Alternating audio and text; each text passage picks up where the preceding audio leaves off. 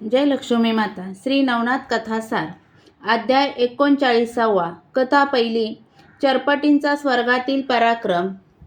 श्री गणेशाय नमः. श्री दत्तप्रभूंच्या आज्ञेने तीर्थयात्रेस गेलेल्या चरपटीनाथांनी पृथ्वीवरील अनेक पुण्यक्षेत्रे पाहिली. त्यानंतर त्यांनी स्वर्ग व पाताळातील तीर्थे पाहायचे ठरवले. म्हणून ते पुन्हा बद्रिकाश्रमास गेले. तेथे केदारनाथांचे दर्शन घेतले. त्यांचा पुढील प्रवास हिमाच्छादित महेंद्र पर्वतातून होता. म्हणून तेथील थंडीपासून स्वतःचे संरक्षण करण्यासाठी त्यांनी आदित्य मंत्र जपून सूर्यनारायणाला बरोबर घेतले आणि व्यानास्त्राच्या साहाय्याने वायुवेगाने स्वर्गाकडे निघाले. सर्वप्रथम ते सत्यलोकी गेले. तेथे ब्रह्माजींचे दर्शन घेऊन त्यांना नमस्कार केला. त्या समयी नारदही तेथे होते. ब्रह्माजींनी त्यांच्याकडे हे योगी कोण, कोठून आले आहेत अशी चौकशी केली. तेव्हा त्यांनी नाथांच्या जन्मापासूनची सर्व हकीकत सांगितली. ती ऐकून चरपटी आपलेच पुत्र आहेत हे कळताच त्यांना अत्यानंद झाला. त्यांनी स्वतःच्या मांडीवर बसवून त्यांचे कोड कौतुक केले. त्यांची प्रेमाने विचारपूस केली आणि म्हणाले, बाळ, तुमची काय इच्छा आहे? ते म्हणाले, तात, तुमच्या भेटीची व दर्शनाची इच्छा तर पूर्ण झाली. आता स्वर्गातील मणिकर्णिका तीर्थात स्नान करायला मिळाले तर बरे होईल. त्यावर ब्रह्माजी म्हणाले, तुम्ही आलाच आहात तर वर्षभर येथे राहा. या अवधीत येणाऱ्या पुण्यपर्वणीस आपण तीर्थस्नानात जाऊ. त्याला होकार देऊन ते तिथेच राहिले. त्यांच्यासाठी नारदही तिथे राहिले. त्यामुळे एकमेकांच्या सहवासात त्या दोघांचा प्रत्येक दिवस आनंदात जाऊ लागला. एके दिवशी नारद काही कामांसाठी इंद्राकडे गेले होते. त्यावेळी त्याने, या कळीचे नारद या, आज इकडे कसे, असे बोलून त्यांची थट्टा केली. तेव्हा त्यांनी, मी लोकांच्या प्रारब्धाप्रमाणे त्यांच्याकडून कर्मे घडवून घेत असतो, मुद्दाम भांडणे लावत नाही, असे उत्तर देऊन त्याचे बोलणे हसण्यावारी नेले. त्यावेळी त्यांना खूप राग आला होता. म्हणून या उद्दामपणाबद्दल शासन करून याची चांगली खोड मोडायची असा निश्चय करून ते सत्यलोकी परतले. या कामी त्यांना चरपटींचाच उपयोग होणार होता. नारदांनी नाथजींना इंद्राचे नंदनवन दाखवण्याचे ठरवले आणि एके दिवशी त्यांना घेऊन तेथे जाण्यास निघाले. त्या त्रिखंड संचारी मुनिवर्यांना भगवान विष्णूंकडून गमन कला प्राप्त झाली होती. म्हणून ते वेगाने कोठेही जाऊ शकत असत. पण त्यांना त्यांच्या इतके वेगाने जाता येईना. तेव्हा ते म्हणाले, चरपटी, किती हळू चालता? अशाने लांबचा पल्ला कसा गाठणार? ते म्हणाले, दादा, तुम्ही देवर्षी आहात आणि मी एक सामान्य माणूस आहे. आपली बरोबरी कशी होणार? म्हणून जलद गतीने जाण्यासाठी मी काय करायचे ते तुम्हीच सांगा. तेव्हा त्यांनी नाथजींना गमन कला शिकवली. त्यामुळे त्यांना कोणत्याही लोकी जाण्याचे सामर्थ्य प्राप्त झाले. त्यानंतर ते दोघे निमिषात नंदनवनात आले. त्या वनाचा विस्तीर्ण आणि नयन मनोहर परिसर पाहून चरपटींना खूप आनंद झाला. ते पुष्पवाटिकेत प्रवेशले. तेथे अनेक खेळ खेळले. तेवढ्यात त्यांना फळांनी लगडलेला एक अमृत वृक्ष दिसला. त्यांना भूकी लागली होती. म्हणून त्यांनी बरीच फळे तोडली आणि ती दोघांनी मिळून खाल्ली. निघण्याच्या वेळी बरीचशीच फुले घेऊन ते सत्यलोकी गेले. ती फुले ब्रह्माजींना दिली. नंदनवनातील फळे व फुले तोडताना उत्साहाच्या भरात चरपटींकडून तेथील झाडांची थोडी नासधूस झाली होती. बिया आणि सालीही तिथेच पडलेल्या होत्या. ते पाहून तेथील रक्षक चक्रावून गेले. हे कोणाचे कृत्य आहे हेच त्यांना कळेना. त्यानंतर ते दोघे रोजच तिथे जाऊ लागले. त्यामुळे प्रत्येक दिवशी बागेचा कुठे ना कुठे नाश होऊ लागला. तेव्हा रक्षक सावध झाले. त्यांनी सर्वत्र गुप्त पाळत ठेवली. दुसऱ्या दिवशी ते नंदनवनात आले असताना वनरक्षकांनी चरपटींना पकडले. ते पाहून नारद मागच्या मागे पळाले.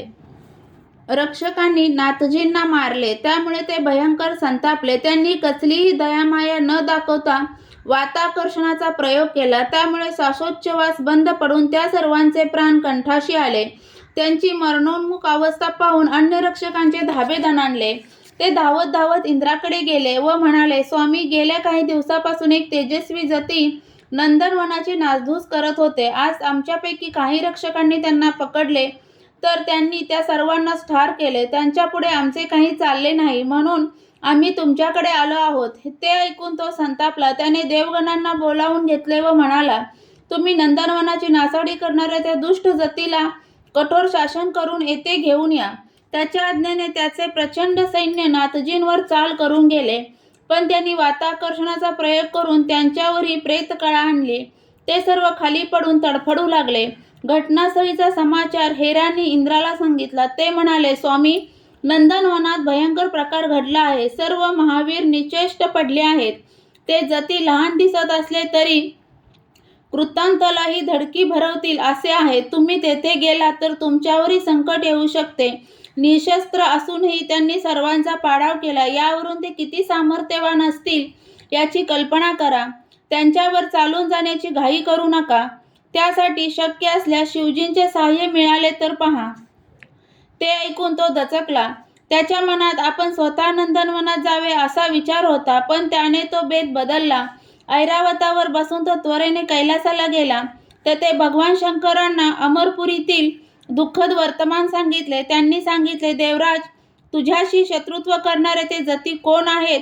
मला त्यांचे नाव सांग. तो म्हणाला, मी त्यांना पाहिले नाही. नंदनवनाची हानी केली म्हणून त्यांना शासन करण्यासाठी मी गणांना पाठवले होते, पण त्यांनी सर्वांना ठार केले. मला त्यांच्यापुढे जाण्याचे धैर्य झाले नाही, म्हणून तुमच्या आश्रयास आलो आहे. ते ऐकून शिवजींनाही मोठे आश्चर्य वाटले. त्यांनी भगवान विष्णूंना वैकुंठात संदेश पाठवला आणि आपले अष्टभैरव, अष्टपुत्र व शतकोटी गणसैन्य घेऊन इंद्रासह स्वतः अमरपुरीस आले. तेव्हा यांच्याशी वाद घालण्यात अर्थ नाही असा विचार करून चरफटीनाथांनी त्यांच्यावरही वाताकर्षणाचा प्रयोग केला. त्यापुढे कोणाचाच निभाव लागला नाही. भगवान शंकर, त्यांचे समस्त गण व स्वतः इंद्रही भूमीवर कोसळून गडबडा लोळत मूर्छित होऊन पडले. त्यावेळी आपल्याला डिवचणाऱ्या गर्विष्ठ इंद्राची आपल्या धाकट्या भावाने चांगली खोड मोडली म्हणून नारदांना मोठे समाधान वाटले. शिवदूतांनी अमरपुरीतील गंभीर प्रकार श्री विष्णूंना सांगताच ते गरुडावरून आपल्या 56 कोटी गणांसह त्वरेने अमरपुरीस आले. तेथे इंद्र, शंकर आणि अगणित गण अचेतन होऊन पडलेले पाहून त्यांचा क्रोध अनावर झाला. तेव्हा चरपटींनी त्यांच्या सर्व आयुधावर मोहनास्त्राचा प्रयोग करून ती जड अचल करून टाकली आणि वाताकर्षणाच्या योगे त्यांच्या गणांचीही तीच अवस्था केली. ते पाहून श्रीहरींनी त्यांच्यावर सुदर्शन चक्र भिरकावले. ते त्यांच्यापाशी येताच मोहाने दुर्बळ झाले आणि चरपटी हे पिप्पल नारायण म्हणजेच विष्णूचा अंश आहेत, त्यांचा वध करणे शक्य नाही असा विचार करून त्यांच्या उजव्या हातात स्थिरावले. ते पाहून भगवंतांना मोठे आश्चर्य वाटले. ते गदा उगारून मोठ्या आवेशाने त्यांच्यावर धावून गेले. तेव्हा नाथजींनी त्यांनाही वाताकर्षणाचा हिसका दाखवला. ते हतवीर्य होऊन खाली कोसळले. अशा प्रकारे सर्व शत्रूंना आडवे केल्यावर चरपटींनी विष्णूंच्या गळ्यातील वैजयंतीमाला व कौस्तुभमणी आपल्या गळ्यात घातला. त्यांचा मुकुट आपल्या मस्तकी धारण केला आणि एका हातात त्यांची गदा घेऊन शंकराकडे गेले. त्यांची ही आयुधे काढून घेतली आणि सत्यलोकी गेले. त्यावेळी त्यांना हरिहरांच्या भूषणांनी युक्त होऊन आलेले पाहून ब्रह्माजी दचकले. आपल्या पुत्राने काहीतरी विपरीत केलेले आहे हे त्यांनी ओळखले. त्यांनी नाथजींना आपल्या मांडीवर बसवले आणि युक्तिप्रयुक्तीने त्यांच्याकडून सर्व हकीकत काढून घेतली. ते सर्व ऐकून त्यांना मोठी चिंता उत्पन्न झाली. ते म्हणाले, बाळ, हे तुम्ही काय केलेत? भगवान विष्णू हे माझे वडील आणि तुमचे आजोबा आहेत, तर भगवान शंकर माझ्यासह सर्व जगाचे आराध्य दैवत आहेत. ते दोघे गतप्राण झाले तर पृथ्वी निराश्रित होईल. मग आपल्याही जीवित्वाला अपाय घडेल. तेव्हा लवकरात लवकर जाऊन त्यांना सावध करा, अन्यथा माझेही उत्तर कार्य करून जा. हे ऐकून चरपटींचे मन द्रवले. ब्रह्माजींना घेऊन ते त्वरेने अमरपुरीस गेले. तेथे हरिहरांसहित सर्वांची क्लेशावस्था पाहून विधाता रडू लागले. त्यांना दुःखी झालेले पाहून नाथजींनी वाताकर्षण काढून घेतले आणि वातप्रेरक अस्त्राची योजना करून सर्वांना सावध केले. मृत झालेल्यांनाही संजीवनी मंत्राने जिवंत केले. त्यानंतर ब्रह्माजींची हरिहरांची क्षमा मागून नाथजींना त्यांच्या चरणावर घातले. त्यांची सर्व भूषणे त्यांना परत केली. मग त्या दोघांना निजपुत्राच्या जन्मापासूनची सर्व हकीकत सांगितली. त्यावेळी ते पिप्पल नारायण अर्थात आपलेच अंश अवतार आहेत हे कळतं श्री विष्णूंना आपले सुदर्शन त्यांच्या हाती का गेले ते उमगले. त्यांना आशीर्वाद देऊन ती सर्व मंडळी स्वस्थानी परतली आणि नाथजींना घेऊन ब्रह्माजी सत्यलोकी गेले. पुढे काही दिवसांनी नारद विनाझंकार करत इंद्रापाशी गेले व नमस्कार करू म्हणाले, देवराज, नंदनवनात तुमच्यावर जो दुर्धर प्रसंग ओढवला तो कोणत्या कळीच्या नारदांमुळे याचा शोध घेतलात काय? ते ऐकून तो चमकला. आपण यांना कळीचे नारद म्हणून हिणवले होते, त्यामुळेच त्यांनी चरपटींकरवी आपल्याला धडा शिकवला हे त्याच्या लक्षात आले. त्याने त्यांची पूजा करून त्यांना प्रेमाने निरोप दिला आणि पुन्हा कधीही त्यांच्या वाटेला गेला नाही. सत्यलोकी गेल्यावर नारदांनी चरपटींच्या पराक्रमाची खूप प्रशंसा केली. त्यानंतरचे दिवस अत्यंत आनंदात गेले. पुढे एका उत्तम पर्वणीस ब्रह्माजींनी त्यांना मणिकर्णिका तीर्थावर स्नानाला नेले. एका वर्षाने ते पृथ्वीवर आले. तेथील उर्वरित तीर्थे करून ते पाताळात गेले. भोगावतीत स्नान करून त्यांनी सप्त पाताळ पाहिले. मग ते बळीच्या घरी गेले. तेथे वामनांचे दर्शन घेतले. बळीने उत्तम आदरातिथ्य करून त्यांना सन्मानाने निरोप दिला. त्यामुळे त्रैलोक्यात त्यांनी पाहिले नाही असे कोणतेही तीर्थ राहिले नाही. पृथ्वीवर आल्यावर ते लोकोपकारार्थ भ्रमण करू लागले. अध्याय 39 समाप्त. श्री नवनाथ कथासार यातील 39वा अध्याय वाचनाने किंवा ऐकण्याने मिळणारी फलश्रुती म्हणजे युद्धात जय मिळेल.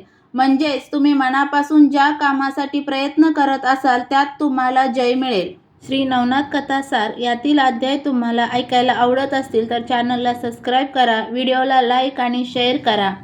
अध्याय पूर्ण ऐकल्याबद्दल धन्यवाद.